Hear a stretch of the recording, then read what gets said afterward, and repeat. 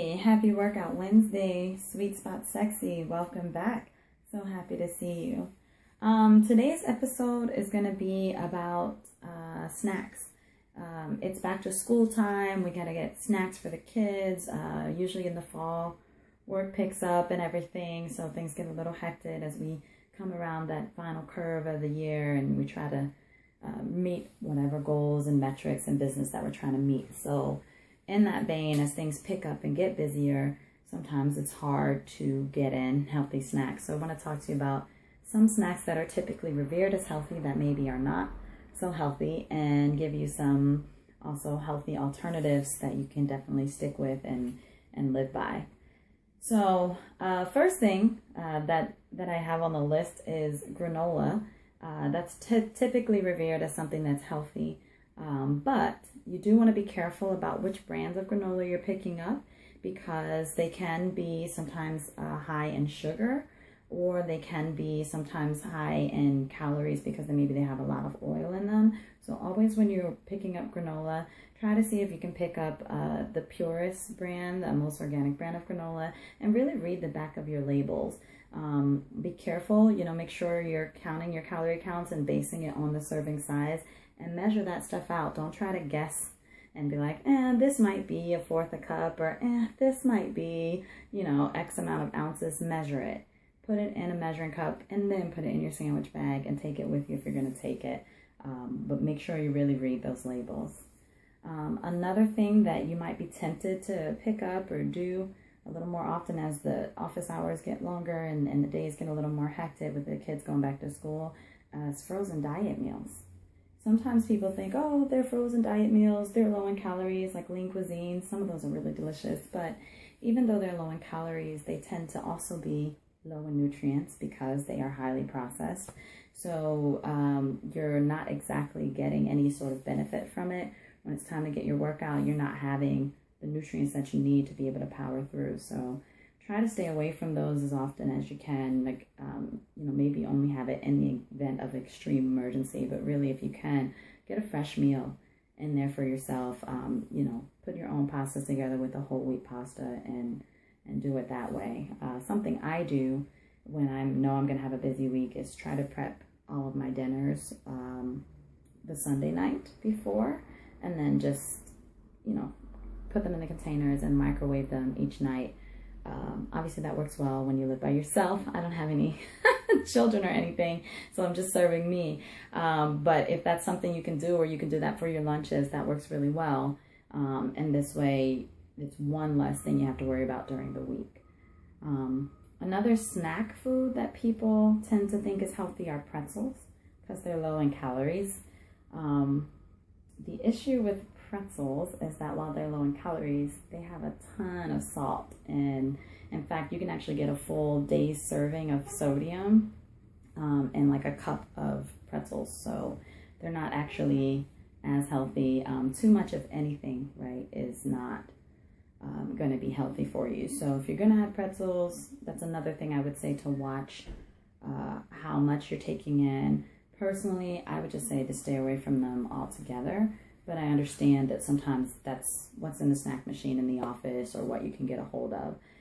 Personally, I think a better alternative, if you have it in your snack machine, would be to have peanuts instead. If there's a bag of almonds, or pumpkin seeds are really popular around this time of year, something like that would be a better alternative to picking up a bag of pretzels.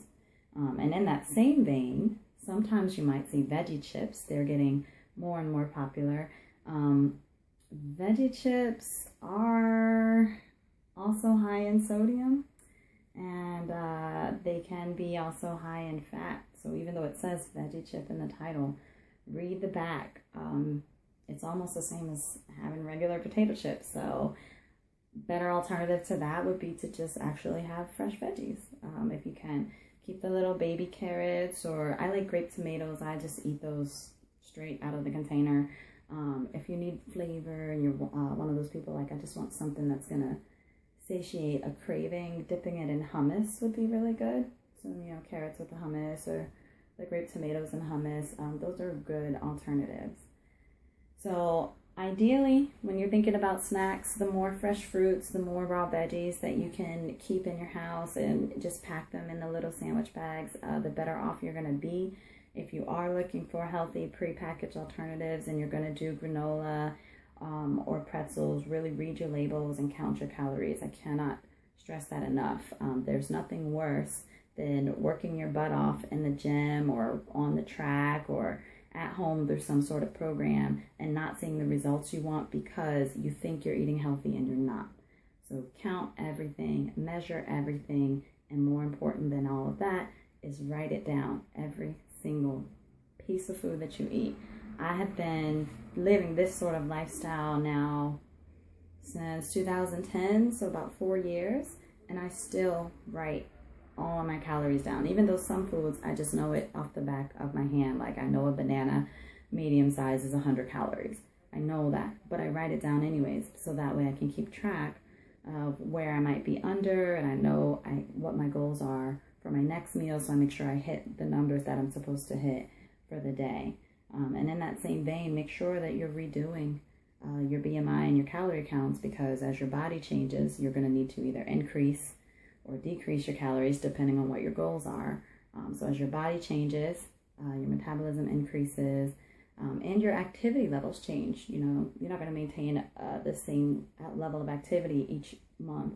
So that's something to make sure you're checking in and really counting those numbers so that you can either maintain the shape that you have or lean or tone or whatever your fitness goals are. So all of that's going to be really important for you. And those are my tips for today. So I will see you guys next week. If you were wondering how Electric Run went, it was awesome. I actually wound up running by myself, so I'm going to just shame my people who said they were going to run and then they didn't. I totally understand. I know it wasn't a cheap run, especially if you waited to the last minute to register, but overall I had a great time. I did my 3 miles in 28 minutes. Not too shabby. I probably could have done a better time than that, but not too shabby. 28 minutes, it's okay. And I had a great time, and the concert was dope. So I'll definitely let you guys know what the next challenge is and see who wants to join me. Till then, live healthy, live happy, and I will see you. Everywhere I go, everywhere that I've been, the only thing I see is beautiful people.